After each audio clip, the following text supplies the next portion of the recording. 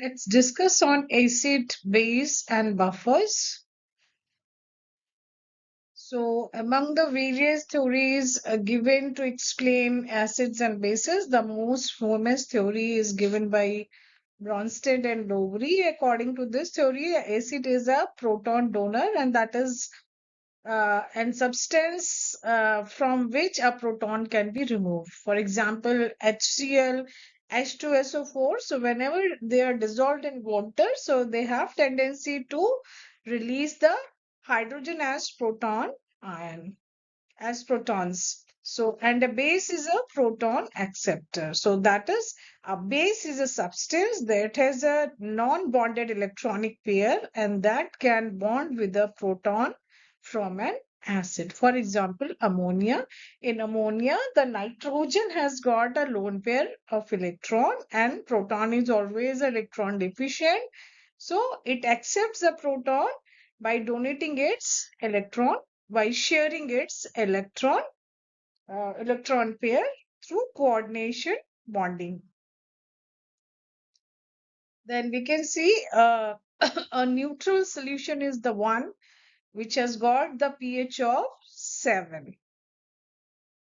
And below 7, it is acidic. So slightly as we move right from 6, 5 and till 0, so acidic character keep on increasing. Similarly, for more basic, for the basic, it should be, the pH should be above the 7. It can be 7, 8, 9 onwards till 14. It is highly basic. So acidic solution have the pH value less than 7 and the basic solution have the pH value greater than 7. Therefore, in pure water, the pH is equal to 7. pH is nothing but it is a negative logarithm of hydrogen ion concentration. So acid has a higher uh, hydronium ions than pure water, so its pH is less than 7. And the base has lower hydronium ion than pure water, so its pH is more than 7. Hydronium ion means once we dissolve some acid, so what happened? It breaks up into HN and the corresponding conjugate base. So this H plus ion is protonating the water molecule because oxygen has got a lone pair of electron. So on it, it is now protonated. So the formation of H3O plus ion takes place. Now, chemical reactivity of water in biological system is due to its ability to ionize. How it is ionized? We all know water doesn't remain in this form, H2O. It keeps on dissociating into H plus ion or OH minus ion. So there is a equilibrium being maintained in between these two sides. What is a dissociation constant? Dissociation constant of water can be expressed in terms of K. K can be concentration of H plus ion and concentration of OH ion divided by the concentration of water molecules. Then ionization constant of water, that is the Kw. Kw is, it is the ionic product of water into K. K is a dissociation constant equals to, we have put the value of K. K is equal to H plus OH minus H2. So that value when we will put, water is cancelled. It becomes, Kw becomes H plus and OH minus. So ionic product, the ionization constant of water is the ionic product of H plus ion and OH minus ions. So in pure water, the H plus ion concentration is always equal to OH minus. So the Kw equals to 10 to the power minus 14. So Kw is equal to 10 to the power minus 14. That means the concentration of H plus ion is 10 to the power minus 7 moles and the concentration of OH ion is 10 to the power minus 7 mole. So equal amounts of this H and OH ion. So these values are added up. So that's how the ionic product is 10 to the power minus 40. Keep remember these values. What is dissociation constant? What is ionization constant? What is the relation between the dissociation constant and ionization constant? What is the value of ionization constant of water? To describe such solution, the H plus is expressed as pH. pH is, as I have already explained, pH is the negative logarithm value of hydrogen ion concentration. So, what is PA? PK? PK value describes an acid's tendency to ionize. Most biologically acids and bases do not dissociate completely when added to the water. So they are not very, very strong acids. For example, acetic acid partially ionizes or donates only some of its proton to the water. So it is a weak acid. So this is how it is being dissociated. It converts up into the conjugate base, that is the acetate ion and H3O plus ion. In the biological system, if the acetate and acetic acid system is there, so it breaks up into in this manner. So equilibrium constant expressed by, that is the K. K is the dissociation constant or the equilibrium constant, that is equal to the concentration of acetate ion plus hydronium ion divided by the concentration of acid plus water. What is the acid-base equilibrium? Carboxylic acid, like acetic acid, is a weak acid, so the position of its equilibrium lies very far to the left because most of the time it is in the undissociated form. Stronger the acid is, strong is the tendency to ionize and to give the H plus ion. H plus ions being taken up by water, so it remains as H3O plus ion. So acetic acid being the weak, so the equilibrium lies towards the left hand side most of the time. Then acid ionization constant, when a weak acid Ha, suppose it is a weak acid, dissolves in water, the equilibrium constant K equilibrium for this ionization is Ha plus water is equal to equilibrium sign is equal to anion plus H3O plus. Because water is the solvent and its concentration changes very little when we add Ha to it. So we treat water as a constant. So K equilibrium, how we will calculate? The same way. So the ions onto the right hand side divided by the ions and unionized acids and water on the left hand side. So then finally the Ka is equal to, that is the equals to K equilibrium plus into water, concentration of water. So that is equal to, we will put the value of K equilibrium, that is this value. We have put this value. So water is cancelled. So it comes out to be and concentration of anion plus concentration of hydronium ion divided by the concentration of unionized acid. So this is how we can calculate the value of Ka. Then acid ionization constant.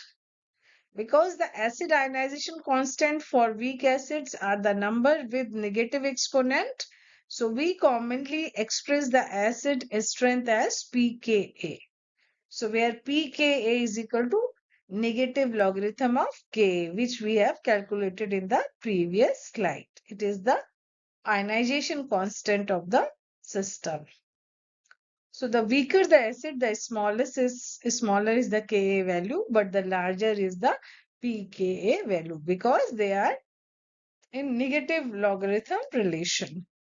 So values of Ka for most unsubstituted aliphatic and aromatic carboxylic acids fall within the range 10 to the power minus 4 to 10 to the power minus 5, where the pK value is 4 to 5. So we can see it here. This is the acetic acid. It converts up into this acetate ion and hydronium ion. So Ka has been calculated. That is comes out to be concentration of acetate plus hydronium ion divided by the acetic acid concentration. That comes out to be 1.74 into 10 to the power minus 5. So pK is 4.76. So the pK is equal to minus log Ka. Ka is the ionization constant. So now let's talk on Henderson-Hasselbalch equation. This is a very, very important and efficient equation to calculate the pH of any system or the concentration of anion or the acid. So this is, suppose an acid is broken up or ionized up into an anion and corresponding H plus ion. Then ionic product, the Ka is equal to concentration of anion and H plus ion divided by the Ha, that is the acid. Then H plus ion concentration, if we have to calculate, put it onto the left hand side and we can see this relation comes out Ka upon Ka into Ha upon A minus. Then take the negative logarithm on both the sides. So it becomes minus log H plus ion concentration equals to minus log Ka minus log Ha upon anion concentration. Only the log have been put here in this equation. So negative logarithm of H plus ion concentration, that is equal to pH. So that is pH we have put on at its place. Then minus log Ka is pKa plus. It becomes plus because we have inverted this anion we have put upside and concentration of acid we have put on the denominator side. So it becomes the pH is equal to pK plus log anion concentration upon the acid concentration. So this is the final equation. The pH is equal to pKa plus log conjugate base upon the acid. pH scale, how can we measure the pH of any solution? So in the laboratory, we can detect acid and bases in solution in several ways. The simplest test uses a substance called the litmus paper. So these are the litmus strips. Two color strips are available in the laboratory. One is blue and red color. So, so this is the indicator paper. So if acid is there, so it will not change. It will not change the red strip, but it will turn the blue strip to red. While the neutral won't give any change, and the base will change the red colored strip into the blue color. So this is how pH indicator give information about the pH of any solution. Besides, we have the easiest and most common method, an accurate method for pH detection are the pH meters. So these are the pH meter, very handy and very less invasive procedure. So it will give immediate information about the pH of any system. It is connected with an electrode. So solution to be measured is electrode is put in this and we can see the value. So these are the various acids and their pK values. And these are the ionic products. You can see. So H3PO4 has the pKa or the pH is 2.12. And the lowest is HPO3 2 minus and it's its pK value is 12.66. So it is basic and it is highly acidic here. Then buffer system. Buffers are the system which resist any change in pH of solution when acids and bases are added to the system. So they are a mixture of weak acid and its conjugate base. So we can take example of acetic acid plus its salt with sodium, that is sodium acetate. So that system will act as a buffer. So in the presence of excess of acid, it will, consume the H plus ion and converts up into the acetic acid. And in the deficiency of H plus ion, the acetic acid will dissociate and will generate the H plus ion. So this is how this acetic acid or acetate system works and resist any change in pH. In blood, also there are three important buffer system available. One is the bicarbonate buffer system, one is the phosphate buffer system, and one is the protein buffer system. So these are the buffer in the blood. So we can see the carbonate buffer system is there. So very, very important and very significant contribution it gives to maintenance of pH of blood.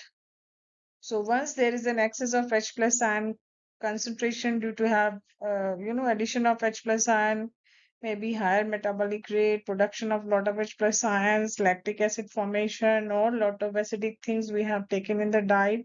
So these are the sources of H plus ion. So how the buffer will work? This bicarbonate ion will take up this H plus ion, converts up into the carbonic acid. This carbonic acid reaches to the lungs where it is broken up into the carbon dioxide and water. So in the acidotic condition, so this carbon dioxide, this is the metabolic acidosis condition. So there is an hyperventilation. Through hyperventilation, this carbon dioxide is lost and in exchange oxygen gets inside of the body. So this is how this system resists the change in pH.